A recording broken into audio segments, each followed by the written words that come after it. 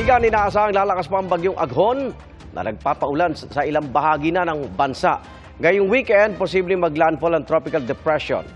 Ang NDRRMC naka-red alert na dahil sa masamang panahon. Ang update sa bagyo at kung saan ito posibleng maglandfall, abangan maya-maya lamang. Patay ang isang mataas na opisyal ng Land Transportation Office, LTO, matapos pagbabarilin sa kanyang sasakyan sa Quezon City ngayong gabi. Ang kay Brigadier General Red Maranan, Director ng QCPD, bubuo sila ng task force para mag-imbestiga sa pagpaslang. Ating saksihan. Habang nasa gitna ng kalsada, pinagbabarilang van na ito sa Cañas Street, corner KH Street sa Quezon City. Bakasan tama ng bala sa bintana ng driver's side. Sa loob ng sasakyan, naiwang nakahandusay ang babaeng driver na wala ng buhay. Nakasuot ang biktima ng ID mula sa Land Transportation Office. Wala pang impormasyon kung may kasama siya na mangyari ang krimen. Kasunod ng pamamaril, sumalpok ang van sa delivery truck sa harap nito. Kaka-stop lang namin, sir. Tapos maya-maya, biglang may narinig akong dalawang potok. Pak-pak. Tapos maya-maya, biglang may bumangga na sa likod ko. Yan na, tumingin ako sa side mirror. Nakita ko yung nakamotor na sumimp lang doon sa gilid, yung motor niya. Tapos tinayo pa niya, iniikot niya, tsaka siya umalis. Pabalik doon. Huminto dyan sa may pagitan namin, yung motor. And then, bumaba, tsaka niya binaril yung tao. Kinordonan na ng Quezon City Police ang dalawang sasakyan habang nagsasagawa ng investigasyon. Para sa GMA Integrated News, Tina Panganiban Perez, ang inyong saksi.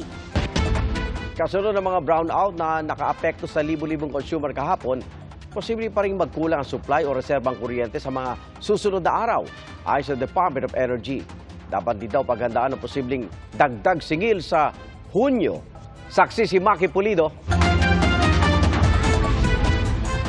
Ang tanglaw ng buwan kagabi sa Imus, Cavite at ang kandila sa bahay na ito sa Pasig, maganda at romantiko sana. Pero mga yan lang ang liwanag sa gitna ng kadiliman. Nang mawala ng kuryente ang iba't ibang lugar kagabi, nagpatupad ng rotational brownout ang Meralco dahil kulang ang supply ng kuryente. 487,000 customers nila sa Bulacan, Cavite, Laguna, Metro Manila, Pampanga at Rizal ang nangapa sa dilim ng 1 hanggang 1.5 oras. Damay pati ilang maliliit na negosyo gaya sa Quezon City na napilitan daw magsara ng maaga. Nanginaya kasi sayang din eh. Mabilang pa ako ng 5 tray. Dahil gabi ang power outage, hindi na rin naasahan ng Interruptible Load Program o ILP kung saan napupunta sa grid ang kuryenteng sobra o di nagagamit ng malalaking negosyo. Yung mga commercial establishments po kasi marami sa kanila sarado na. So wala ka na talagang mapagkukunan in terms of the ILP. So pag ganun na situation at kinakapos ka pa rin, then you have to shave demand. Bukod sa Meralco, pati mga customer ng ilang electric cooperative sa Luzon at Visayas, nawalan din ng kuryente. Paliwanag ng Energy Department, sabay sa pagtaas ng demand ngayong mainit pa rin ang pagpalya o forced outage ng ilang planta. Kulang naman ang nalikhang kuryente ng ibang plantang tumatakbo pa, lalo na mga hydropower plant.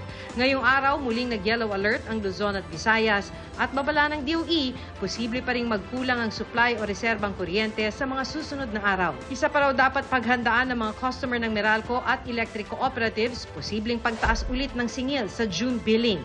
Since Meralco, among the many distribution utilities and electric cooperatives operating in the grid, procure part of their supply in the spot market, then there is really that possibility of buying power at a more expensive rate and which will eventually impact on the overall generation charge.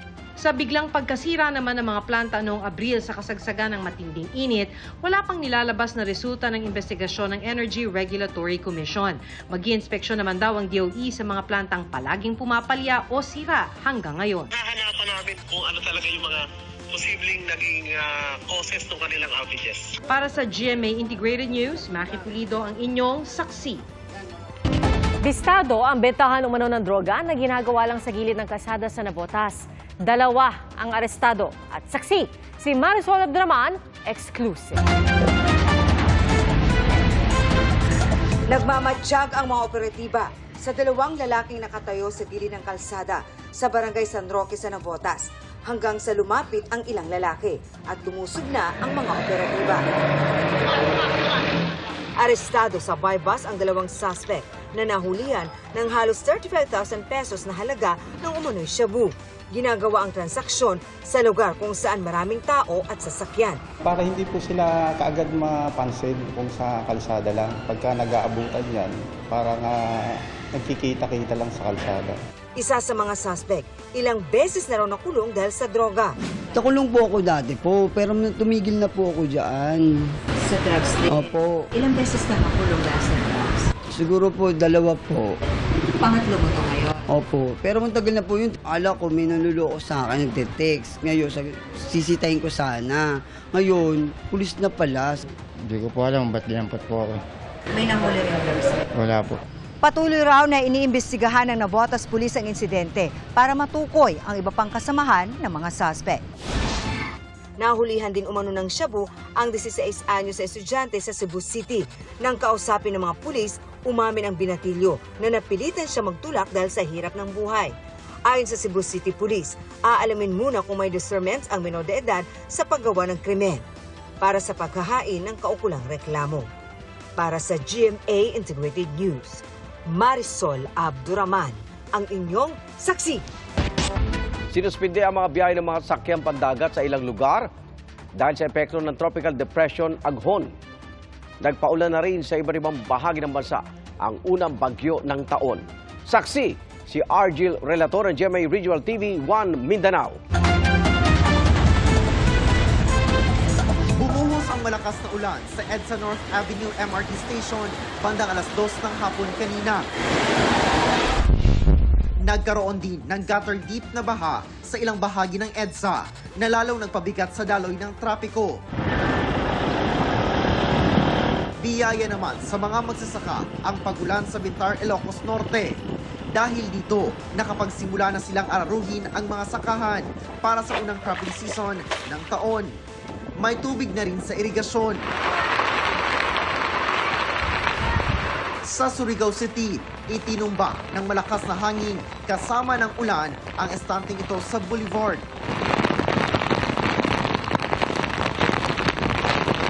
Saglit ding nawala ng ilaw ang mga poste ng kuryente. At tumaas ang alon sa dagat. Alas 2 ng madaling araw nang ideklara ng Pag-asa, naganap ng bagyo ang binabantayang low pressure area sa labas ng Philippine Area of Responsibility. Pinangalanan itong Aghon. Isinailalim sa Tropical Cyclone Wind Signal No. 1 ng Pag-asa ang Siargao, Dinagat at Bukas Grande Islands. Kasunod yan, agad nga nagpatupad ang Coast Guard Surigao del Norte ng pansamantalang suspensyon ng biyahe ng mga maliliit na sasakyang pandagat mula sa mainland Surigao patungo sa mga naturang lugar. Stranded ang mga pasahero, kabilang ang ilang magbabakasyon. Suroy, bakasyon, island hopping. Di ka nang nagsakay naming barko nga kahibaw mi na low pressure. So, pero tutuloy pa rin kayo? Tutuloy. Sayang ang kuan. Sayang amo ang kanang ipang reserve. Hindi rin nagtagal ang malakas na ulan at wala pang na-monitor na pagbaha sa mga barangay ang Surigao CDRRMO. Continuous po yung monitoring po natin sa lahat ng mga barangay po natin. So, tiningnan po namin yung mga flood-prone areas, landslide-prone areas. So far, negative naman po. Nagpaulan din ang Tropical Depression Aghon sa Midsayap, Cotabato. At ilang bahagi ng Visayas, kabilang nasa Tacloban City at Ormoc City sa Leyte. Ganoon din sa Santa Margarita, Samar, Dumaguete City, Negros Oriental at Tagbilaran City sa Bohol. Ang pinagdaan ng araw ay cancel dahil po sa bagyong Aghon. Kansilado rin kanina ang biyahe ng mga sasakyang pandagat sa Virac, Tanduanes. Kaya pinababa sa Virac Port ang mga sasakyang nasa Roro na. Nagbabala ang Pag-asa na maaaring magkaroon ng pagbaha, pagguho ng lupa at pag-apaw ng ilog sa mga lugar na makakaranas ng 100 hanggang 200 millimeters ng rainfall sa loob ng 24 oras. Parang 4 liters po kada oras yung binubuhos na ulan sa kada 1 by 1 meter po na area. So may mga tendency po na yung mga low-lying areas, posible talaga silang magkaroon ng mga pagbaha. Tapos yung mga ilog natin, lalo na doon sa may areas ng Bicol at saka Eastern Visayas, possible din po na mag-rise or umapaw. Para sa GMA Integrated News, ako si Orgil Relator ng GMA Regional TV 1 Mindanao, ang inyong saksi. Mga kapuso, patuloy ang pagkilos ng bagyong Aghon papalapit sa lupa. At dahil dyan, nakataas ang signal number 1 sa Dinagat Islands, Surigao del Norte, kasama ang Siargao at Bukas Grande Islands, Surigao del Sur, Agusan del Norte at ilang bahagi ng Agusan del Sur. Sa ilalim din ng babala ang Eastern Samar, Northern Samar, Leyte, Southern Leyte, Biliran, ilang bahagi ng Cebu kasama ang Camotes at Bantayan Islands, pati ng ilang bahagi ng Bohol. Signal number 1 din sa ilang bahagi ng Luzon, gaya ng ilang bahagi ng Quezon Province, buong Sorsogon, Albay, Catanduanes, Camarines Sur, Camarines Norte, Masbate, kabilang ang Ticao Island at Burias Island. Posible pang lumakas ang bagyo bilang tropical storm bago maglandfall sa southern portion ng Eastern Samar o Dinagat Islands bukas ng umaga at southeastern portion ng Bicol Region sa gabi. Unti-unti itong magre-recurve o magbabago ng direksyon pagsapit ng linggo, palihis o palayo na ng bansa. Posible pa magkaroon ng pagbabago kaya mag-monitor po ng mga update at base sa datos ng Metro Weather, halos buong Visayas, pati Southern at Central Luzon ang uulanin bukas. Pagsapit ng linggo, mas marami na ulan sa Quezon at matitinding ulan sa maraming lugar kaya maging handa sa mataas na tsansa ng baha o landslide. Sa Metro Manila, mataas ang tsansa ng ulan bukas, lalo na sa hapon at mas malawakan na ang ulan pagsapit ng linggo. Dalawang SAF trooper na sumasideline umanong bodyguard ng isang Chinese national sa Parañaque, gustong masibak ng hepe ng PNP.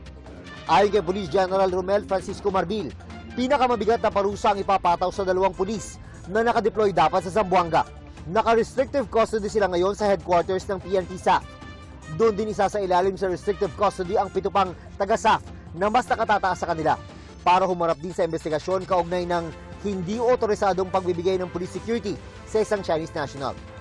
Humarap sa preliminary investigation sa Muntinlupa City Prosecutor's Office ang dalawang pulis para sa reklamong alarm and scandal. Kaugnayan sa away nila na naging mitya sa pagkakabisto ng kanilang racket. Tumanggi silang magbigay ng pahayag pati na ang kanilang abogado. Pangulong Bongbong Marcos, biyaheng Singapore at Brunei. Ayon sa Presidential Communications Office, nasa Brunei ang Pangulo mula May 28 hanggang May 29 para sa kanyang unang state visit sa Brunei Darussalam. Isa sa kanyang dadaluhan ang Business Forum kung saan isusulong niya ang trade and investment sa Pilipinas. Inaasahang may pipirmahan ding mga kasunduan. Magsasalita rin si Pangulong Marcos sa Shangri-La Dialogue sa Singapore, isang taunang Defense and Security Forum kung saan tinatalakay ang mga importanteng isyu sa seguridad. 500 delegado mula sa 40 bansa ang dadalo, kabilang ang China. Para sa GMA Integrated News, June Veneracion ang inyong saksi. Mga kapuso, sama-sama tayong maging saksi. Mag-subscribe sa GMA Integrated News sa YouTube at para sa mga kapuso abroad, samahan niyo kami sa GMA Pinoy TV at sa www.gmanews.tv.